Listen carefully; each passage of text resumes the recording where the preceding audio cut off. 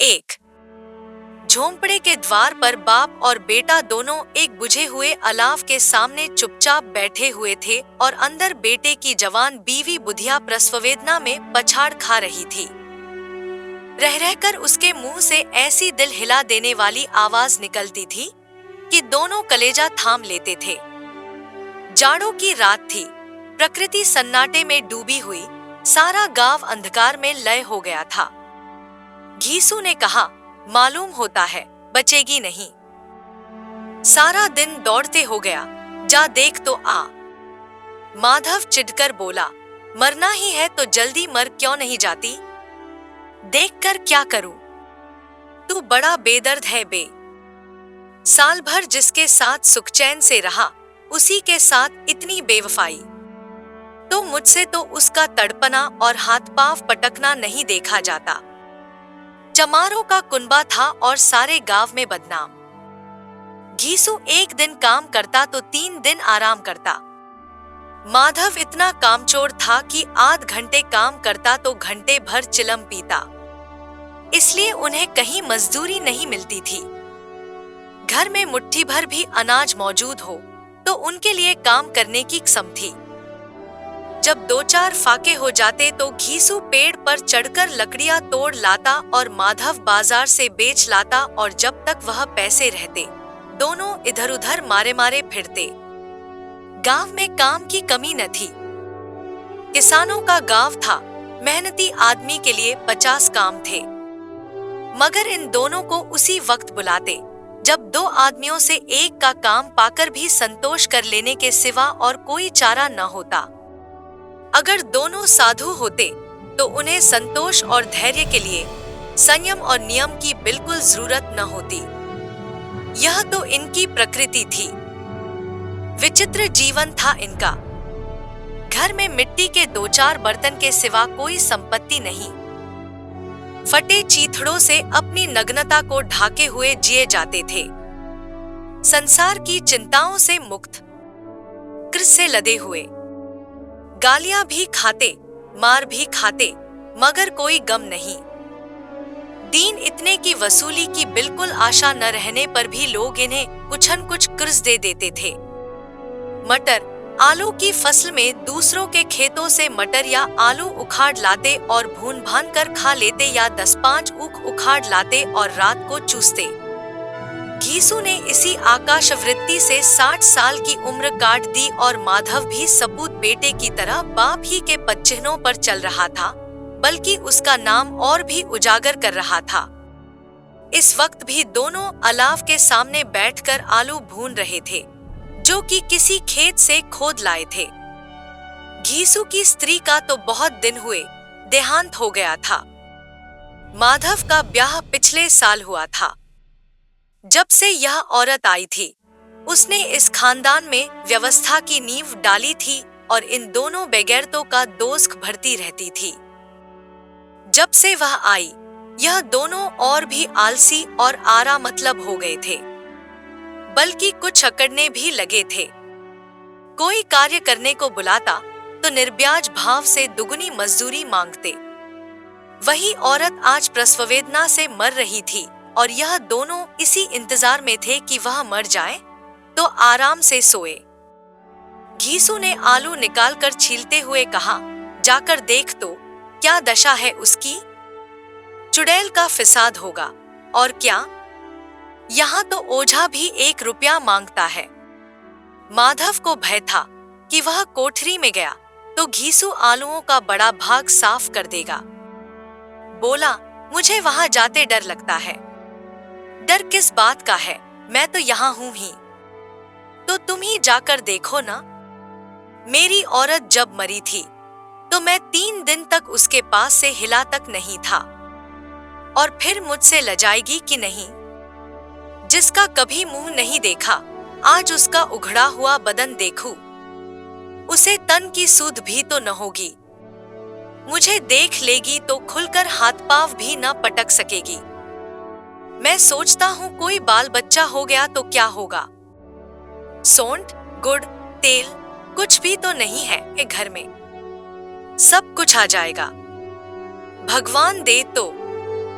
जो लोग अभी 1 पैसा नहीं दे रहे हैं, वे ही कल बुलाकर रुपए देंगे। मेरे 9 लड़के हुए, घर में कभी कुछ न था, मगर भगवान ने किसी न किसी तरह बेड़ा पार ही लगाया। जिस समाज में रात दिन मेहनत करने वालों की हालत उनकी हालत से कुछ बहुत अच्छी न थी, और किसानों के मुकाबले में वे लोग जो किसानों की दुर्बलताओं से लाभ उठाना जानते थे, कहीं ज्यादा संपन्न थे, वहां इस तरह की मनोवृत्ति का पैदा हो जाना कोई अचरज की बात न थी। हम तो कहेंगे घीसू किसानों से कहीं ज्यादा विचारवान था और किसानों के विचार शून्य समूह में शामिल होने के बदले बैठकबाजों की कुत्सित मंडली में जा मिला था। हाँ, उसमें यह शक्ति न थी कि बैठकबाजों के नियम और नीति का पालन करता। इसलिए जहां उसकी मंडली के और लोग गांव के सरगना और मुखिया बने हुए थे, उस पर सारा गांव उंगली उठाता था। फिर भी उसे यह तस्कीन तो थी ही कि अगर वह फटेहाल है तो कम से कम उसे किसानों की सी जीतोड़ मेहनत तो नहीं करनी पड़ती, और उसकी सरलता और निरीहता से दूसरे लोग बेजा फायदा तो नहीं उठाते। दोनों आलू निकाल निकाल कर जलते जलते खाने लगे। कल से कुछ नहीं खाया था, इतना सब्र न था कि ठंडा हो जाने दे। कई बार दोनों की ज़बानें जल गई। छिल जाने पर आलू का बाहरी हिस्सा ज़बान, हलक और तालू को जला देता था, और उस अंगारे को मुंह में रखने से ज्यादा खैरियत इसी में थी कि वह अंदर पहुंच जाए। वहां उसे ठंडा करने के लिए काफी सामान थे, इसलिए दोनों जल्द जल्द निगल जाते। हालांकि इस कोशिश में उनकी आंखों से आंसू निकल आते। घीसू को उस वक्त ठाकुर की बारात याद आई जिसमें 20 साल पहले वह गया था। उस दावत में उसे जो तृप्ति मिली थी, वह उसके जीवन में एक याद रखने लायक बात थी, और आज भी उसकी याद ताज़ा थी। बोला, वह भोज नहीं भूलता। तब से फिर उस तरह का खाना और भरपेट नहीं मिला। लड़की वालों ने सबको भरपेट पूरियां खिलाई थी, सबको, छोटे बड़े सबने पूरियां खाईं, और असली घी की चटनी, रायता, 3 तरह के सूखे साग, एक रसेदार तरकारी, दही, चटनी, मिठाई। अब क्या बताऊं कि उस भोज में क्या स्वाद मिला। कोई रोक टोक नहीं थी, जो चीज चाहो मांगो, जितना चाहो खाओ। लोगों ने ऐसा खाया कि किसी से पानी न पिया गया। मगर परोसने वाले हैं कि पत्तल में गर्म गोल गोल सुवासित कचौरियां डाल देते हैं। मना करते हैं कि नहीं चाहिए, पत्तल पर हाथ रोके हुए हैं, मगर वह है कि दिए जाते हैं। और जब सबने मुंह धो लिया तो पान इलायची भी मिली, मगर मुझे पान लेने की कहाँ सूझ थी। खड़ा हुआ न जाता था, चटपट जाकर अपने कंबल पर लेट गया। ऐसा दिलदरियाव था वह ठाकुर। माधव ने इन पदार्थों का मन ही मन मजा लेते हुए कहा, अब हमें कोई ऐसा भोज नहीं खिलाता। अब कोई क्या खिलाएगा? वह ज़माना दूसरा था। अब तो सबको किफायत सूझती है।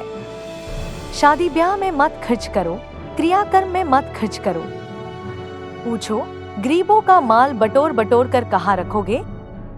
बटोरने में तो कमी नहीं है। हाँ, खर्च में किफायत सूझती है। तुमने एक 20 पूरियां खाई होंगी, 20 से ज्यादा खाई थी। मैं 50 खा जाता, 50 से कम मैंने न खाई होंगी। अच्छा पका था। तू तो मेरा आधा भी नहीं है। आलू खाकर दोनों ने पानी पिया और वहीं अलाव के सामने अपनी धोतियां ओढ़कर पांव पेट में डाले सो रहे, जैसे 2 बड़े बड़े अजगर गेंडुलियां मारे पड़े हों। और बुधिया अभी तक करा रही थी। 2 सवेरे माधव ने कोठरी में जाकर देखा तो उसकी स्त्री ठंडी हो गई थी। उसके मुंह पर मक्खियां भिनक रही थी। पथराई हुई आंखें ऊपर टंगी हुई थी। सारी देह धूल से लथपथ हो रही थी। उसके पेट में बच्चा मर गया था। माधव भागा हुआ घीसू के पास आया।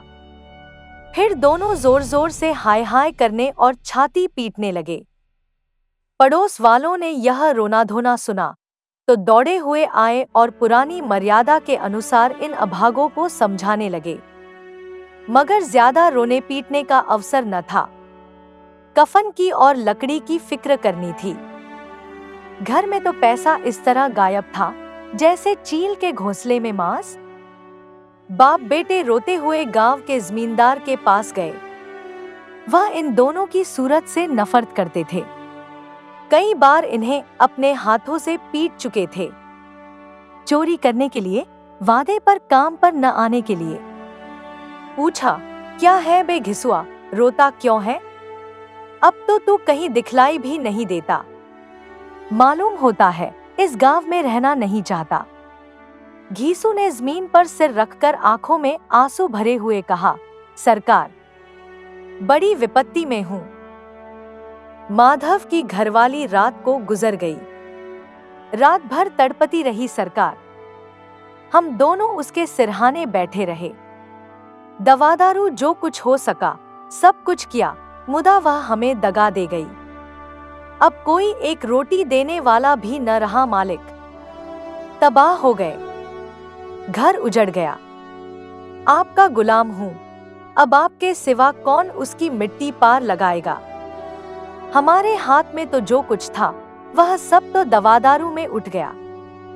सरकार ही की दया होगी तो उसकी मिट्टी उठेगी। आपके सिवा किसके द्वार पर जाऊं? जमींदार साहब दयालु थे, मगर घीसू पर दया करना काले कंबल पर रंग चढ़ाना था। जी में तो आया, कह दें, चल दूर हो यहाँ से। यूं तो बुलाने से भी नहीं आता, आज जब गर्ज पड़ी तो आकर खुशामद कर रहा है। हरामखोर कहीं का, बदमाश। लेकिन यह क्रोध या दंड देने का अवसर न था। जी में कुढ़ते हुए 2 रुपए निकालकर फेंक दिए, मगर सांत्वना का एक शब्द भी मुंह से न निकला। उसकी तरफ ताका तक नहीं, जैसे सिर का बोझ उतारा हो। जब जमींदार साहब ने 2 रुपए दिए तो गांव के बनिए महाजनों को इनकार का साहस कैसे होता। घीसू जमींदार के नाम का ढिंडोरा भी पीटना खूब जानता था। किसी ने 2 आने दिए, किसी ने 4 आने। 1 घंटे में घीसू के पास 5 रुपए की अच्छी रकम जमा हो गई। कहीं से अनाज मिल गया, कहीं से लकड़ी। और दोपहर को घीसू और माधव बाजार से कफन लाने चले। इधर लोग बांस काटने लगे। गांव की नर्म दिल स्त्रियां आकर लाश देखती थी और उसकी बेकसी पर 2 बूंद आंसू गिराकर चली जाती थी। 3 बाजार में पहुंचकर घीसू बोला, लकड़ी तो उसे जलाने भर को मिल गई है, क्यों माधव? माधव बोला, हाँ लकड़ी तो बहुत है, अब कफन चाहिए। तो चलो कोई हल्का सा कफन ले लें। हाँ और क्या, लाश उठते उठते रात हो जाएगी। रात को कफन कौन देखता है? कैसा बुरा रिवाज है कि जिसे जीते जी तन ढाकने को चीथड़ा भी न मिले, उसे मरने पर नया कफन चाहिए। कफन लाश के साथ जल ही तो जाता है, और क्या रखा रहता है? यही 5 रुपए पहले मिलते तो कुछ दवादारू कर लेते। दोनों एक दूसरे के मन की बात ताड़ रहे थे। बाजार में इधर उधर घूमते रहे। कभी इस बाजार की दुकान पर गए, कभी उसकी दुकान पर। तरह तरह के कपड़े, रेशमी और सूती देखे, मगर कुछ जंचा नहीं। यहाँ तक कि शाम हो गई। तब दोनों न जाने किस दैवी प्रेरणा से एक मधुशाला के सामने जा पहुंचे और जैसे किसी पूर्व निश्चित व्यवस्था से अंदर चले गए। वहां जरा देर तक दोनों असमंजस में खड़े रहे। फिर घीसू ने गद्दी के सामने जाकर कहा, साहू जी, एक बोतल हमें भी देना। इसके बाद कुछ चिखौना आया, तली हुई मछली आई और दोनों बरामदे में बैठकर शांतिपूर्वक पीने लगे। कई कुज्जियां ताबड़तोड़ पीने के बाद दोनों सरूर में आ गए। घीसू बोला, कफन लगाने से क्या मिलता, आखिर जल ही तो जाता, कुछ बहू के साथ तो न जाता। माधव आसमान की तरफ देखकर बोला, मानो देवताओं को अपनी निष्पापता का साक्षी बना रहा हो। दुनिया का दस्तूर है, नहीं लोग बामनों को हजारों रुपए क्यों दे देते हैं? कौन देखता है परलोक में मिलता है या नहीं? बड़े आदमियों के पास धन है, फूके। हमारे पास फूकने को क्या है? लेकिन लोगों को जवाब क्या दोगे? लोग पूछेंगे नहीं, कफन कहाँ है? घीसू हंसा, अबे कह देंगे कि रुपए कमर से खिसक गए। बहुत ढूंढा, मिले नहीं। लोगों को विश्वास न आएगा, लेकिन फिर वही रुपए देंगे। माधव भी हंसा, इस अनपेक्षित सौभाग्य पर बोला, बड़ी अच्छी थी बेचारी, मरी तो खूब खिला पिलाकर। आधी बोतल से ज्यादा उड़ गई। घीसू ने 2 सेर पूरियां मंगाई, चटनी, अचार, कलेजिया। शराब खाने के सामने ही दुकान थी। माधव लपककर 2 पत्तलों में सारे सामान ले आया। पूरा 1.5 रुपया खर्च हो गया। सिर्फ थोड़े से पैसे बच रहे। दोनों इस वक्त इस शान में बैठे पूरियां खा रहे थे जैसे जंगल में कोई शेर अपना शिकार उड़ा रहा हो। न जवाबदेही का खौफ था, न बदनामी की फिक्र। इन भावनाओं को उन्होंने बहुत पहले ही जीत लिया था। घीसू दार्शनिक भाव से बोला, हमारी आत्मा प्रसन्न हो रही है तो क्या उसे पुण्य न होगा? माधव ने श्रद्धा से सिर झुकाकर तस्दीक की, जरूर से जरूर होगा। भगवान, तुम अंतर्यामी हो, उसे बैकुंठ ले जाना। हम दोनों हृदय से आशीर्वाद दे रहे हैं। आज जो भोजन मिला वह कभी उम्र भर न मिला था। एक क्षण के बाद माधव के मन में एक शंका जागी। बोला, क्यों दादा, हम लोग भी एक न एक दिन वहां जाएंगे ही? घीसू ने इस भोले भाले सवाल का कुछ उत्तर न दिया। वह परलोक की बातें सोचकर इस आनंद में बाधा न डालना चाहता था। जो वहां वह हम लोगों से पूछे कि तुमने हमें कफन क्यों नहीं दिया तो क्या कहोगे? कहेंगे तुम्हारा सिर। पूछेगी तो जरूर, तू कैसे जानता है कि उसे कफन न मिलेगा? तू मुझे ऐसा गधा समझता है? 60 साल क्या दुनिया में घास खोदता रहा हूं? उसको कफन मिलेगा और बहुत अच्छा मिलेगा। माधव को विश्वास न आया। बोला, कौन देगा? रुपए तो तुमने चट कर दिए। वह तो मुझसे पूछेगी। उसकी मांग में तो सिंदूर मैंने डाला था। कौन देगा? बताते क्यों नहीं? वही लोग देंगे जिन्होंने अब की दिया। हाँ, अब की रुपए हमारे हाथ न आएंगे। ज्यों-ज्यों अंधेरा बढ़ता था और सितारों की चमक तेज होती थी, मधुशाला की रौनक भी बढ़ती जाती थी।